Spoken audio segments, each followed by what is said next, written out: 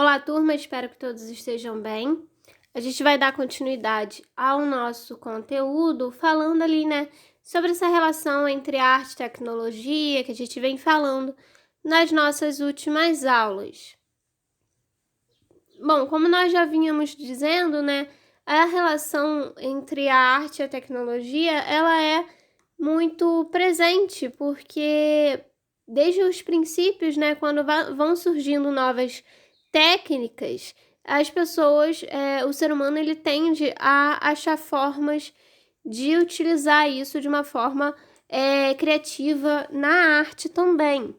Então, como a gente falou, o surgimento ali de ferramentas que a princípio tinham funcionalidades ali mais práticas, são pensadas por algumas pessoas como uma forma ali de criar artisticamente. A própria palavra tecnologia, ela vai ter uma relação ali, a origem da palavra, ela vai ter uma relação com a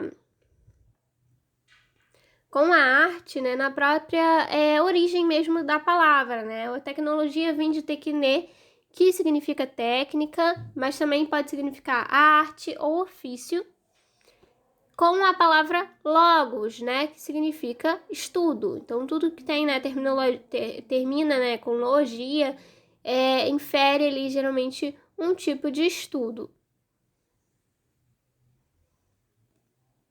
E ambas ali, tanto a arte quanto a ciência, elas vão utilizar de uma técnica, ou de uma habilidade, como a gente queira chamar, para criar as suas, fazer as suas criações, criar as suas produções.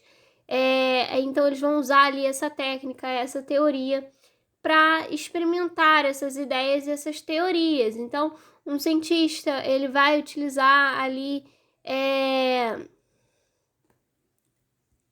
alguma técnica mecânica para criar algum tipo de ferramenta, algum tipo de dispositivo, por exemplo.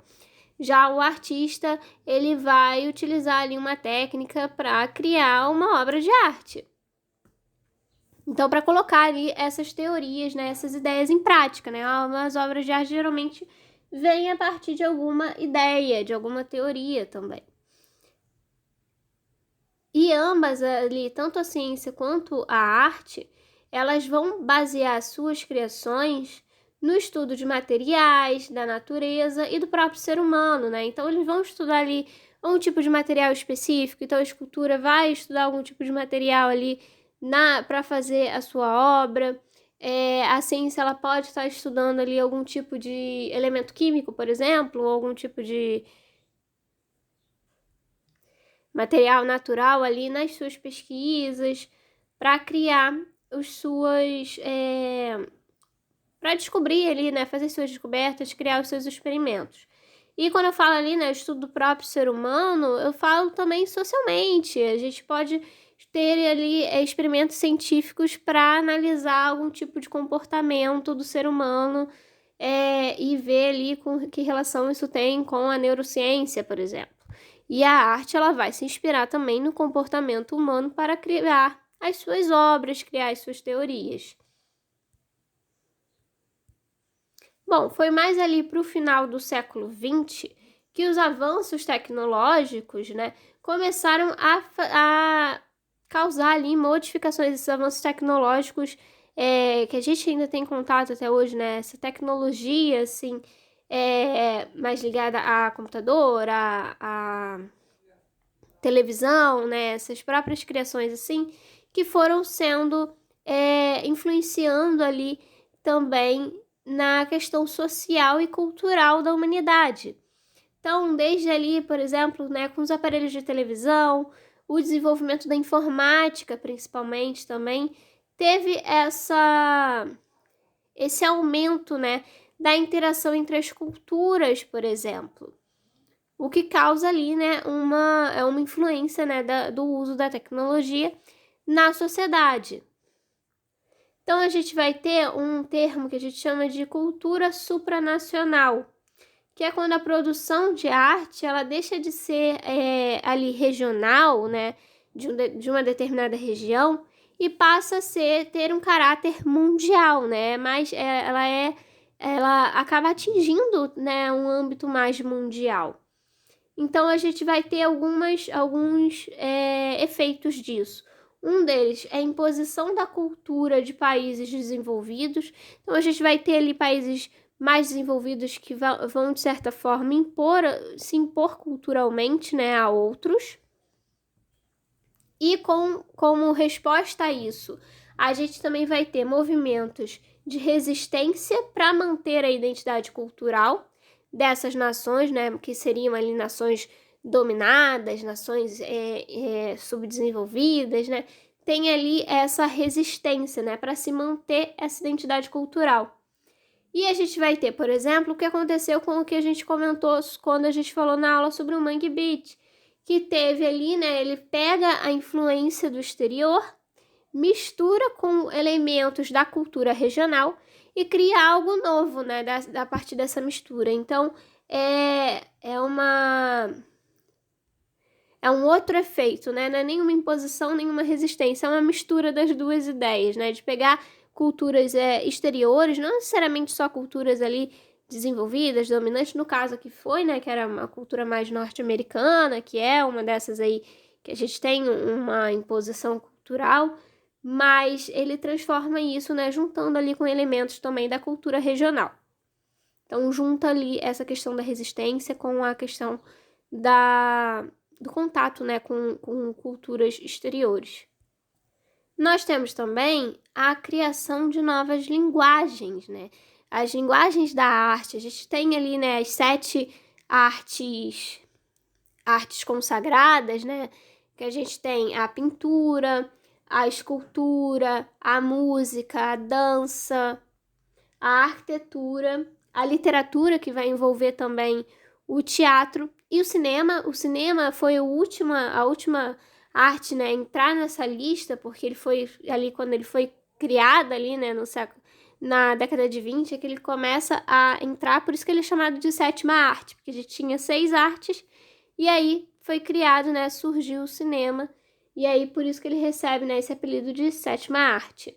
Então só que com essas 7 artes ali, né, seriam as 7 linguagens, entre aspas, principais, talvez assim, básicas, seriam bases, né, seriam um termo melhor, porque a gente vai ter outras linguagens, né, misturando as linguagens, a gente vai ter outras linguagens ali surgindo, sendo criadas, e novas linguagens de arte também são criadas por conta dessa influência tecnológica. Nós vamos ter, então, o que a gente chama de arte digital. Toda a arte, né, toda a prática de arte que utiliza ali algum tipo de tecnologia, seja no processo de criação ou na exposição, ela pode ser chamada ali de uma arte digital. A arte digital é toda aquela que vai envolver, de alguma forma, o uso da tecnologia. Nós temos, por exemplo, o que a gente chama de videoarte. A videoarte, ela pode aparecer de diversas formas. Pode ser gravações, filmagens, né? Pode ser instalações, pode ser performance, projeção também. A gente tem o que a gente chama de videomapping, né? Que é uma projeção ali, são projeções mapeadas, muitas vezes são feitas em locais, né, abertos, né, locais públicos, que são projeções ali que geralmente tem uma escala maior, então tem todo um trabalho ali de mapear certinho para a projeção não ter uma interferência ali, né, da forma como o artista, né, o estúdio ali quer que essa projeção apareça ali nesse ambiente. Na questão da videoarte, a gente vai ter, por exemplo, o Nanjun Paik, que é considerado ali como fundador da videoarte, porque ele é um dos artistas que começa a utilizar essas tecnologias de vídeo nas suas obras. O começo dele, inclusive, assim, na verdade, são imagens que ele distorce ao aproximar ímãs, né, de televisores de tubo, que causava essa distorção, assim, essa distorção colorida na imagem. Então, essa é a primeira experimentação que ele faz ali ainda em 1900 1959, ali início da década de 60, na verdade. E depois ele passa a fazer ali em instalações com vários monitores. A gente tem aqui alguns exemplos, né, que ele coloca ali vários monitores de televisão, justamente para falar sobre essa questão da massificação, né, da venda da televisão, dessa questão da tecnologia, da comunicação em massa. Então ele faz essas obras ali utilizando essa questão da tecnologia, especialmente do vídeo também. A gente tem um estúdio Light Harvest que faz... que é um estúdio americano que utiliza ali essa questão da tecnologia em intervenções urbanas, faz videomapping também, que eu comentei para vocês, desde 2004, por exemplo, e projeções ali em 3D, tanto em museus, galerias, em festas, como também, né, nesses ambientes abertos que eu comentei. Aqui, né, nessas imagens a gente está vendo um exemplo de projeção feita por esse grupo, né, que fez aí esse tipo de projeção, né, que a gente chama de projeção 3D, nesse túnel que tem em Nova York, acho que é em Manhattan, se eu não me engano. Então eles fazem essas projeções tanto ali, né, na parte de fora do túnel, como na parte de dentro do túnel ali, né, criando essas imagens. Bom, outros exemplos também, nós temos a ilustração digital. A ilustração digital ela pode ser utilizada ali, né, para diversas finalidades, como para a criação, né, de design de produtos, na publicidade também, na criação de identidade visual. Então vão ser ali, né, artistas que utilizam programas como Photoshop, Adobe Illustrator, tem também ali alguns aplicativos que servem até para celular também, para se criar essas ilustrações, né, digitais, utilizando ali esses softwares. E a gente vai ter, né, aqui alguns exemplos, né, eles podem criar, né, ilustrações ali mais... com diversos estilos, né, tem bastante tutorial na internet também de quais pincéis usar, como fazer iluminação. Da mesma forma que tem, né, para ilustração tradicional, a gente tem também para ilustração digital. Muitos também utilizam ali, né, esses pincéis e essas formas para criar ali ilustrações que lembram ilustrações também de tinta a óleo, né, feitas com tinta a óleo no tradicional, só que aqui feitas digitalmente, né. Então a gente tem ali vários estilos que podem ser seguidos utilizando ali essa técnica da arte digital, da ilustração digital, né? E nós temos também a arte 3D, né? Que técnicas ali de arte 3D já seriam, né, muito utilizadas, especialmente ali no cinema, na produção de audiovisual, né? Tanto ali na questão das animações, né, em 3D, como as animações da Pixar, por exemplo, e da DreamWorks. Hoje em dia, né, a Disney também tem feito bastante animações, né, em 3D. Lembrando assim que 3D que eu falo não é aquele 3D que a gente usa o óculos para a imagem sair da tela. É o tipo de animação, né? Então, por exemplo, as animações mais antigas da Disney, tipo